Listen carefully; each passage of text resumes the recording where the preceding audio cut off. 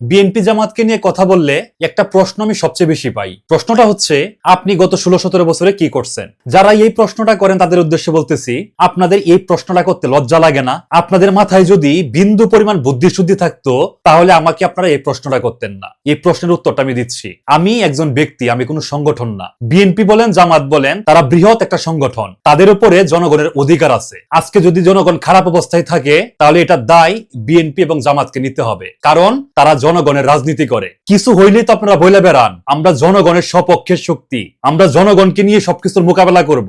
এই যে সারাদিন জনগণ জনগণ করেন, তাহলে জনগণ যখন বিপদে থাকবে, জনগণের উপরে যখন কেউ স্টিম রুলার চালাবে, তখন সেই জনগণকে নিরাপদ রাখার দায়িত্ব কিন্তু আপনাদের উপরে বর্তায়, আমার উপরে না। কারণ আমি ব্যক্তি, আমি জনগণকে রিপ্রেজেন্ট করি না, আমি গণতান্ত্রিক শক্তি না। আপনারা আমাকে প্রশ্ন করেন আমি গত 16-17 বছরে কি করছি। আমি যে গত 16-17 বছরে খারাপ অবস্থায় ছিলাম তার জন্য বিএনপি জামাত দায়ী। কারণ তারা আমাকে স্বৈরাচারের কবল থেকে মুক্তি দিতে পারে নাই, আমার বাক স্বাধীনতা তারা ফিরিয়ে দিতে পারে নাই। যখন ক্ষমতায় যান, ক্ষমতায় গিয়ে হাওয়া ভবন, বেগমপাড়া এবং সেকেন্ড হোম আপনারা বানান, আমি বানাই না। তারা মনে করে তারা একবারে দুধে দুবা তুলসী পাতা। গত 16-17 বছরে তাদের কোনো বল নাই, তাদের সমালোচনা করা যাবে না। যদি বিএনপি সমালোচনা করা হয় তাহলে আপনাকে রাজাকার শিবির বানায় দিবে, আর যদি জামাতের সমালোচনা করা হয় তাহলে আপনাকে বিএনপি অথবা কাফের বানায় দিবে। অথচ জামাতকে দেখেন, তারা গত 16-17 বছরে লুঙ্গির নিচে থেকে রাজনীতি করে গেছে।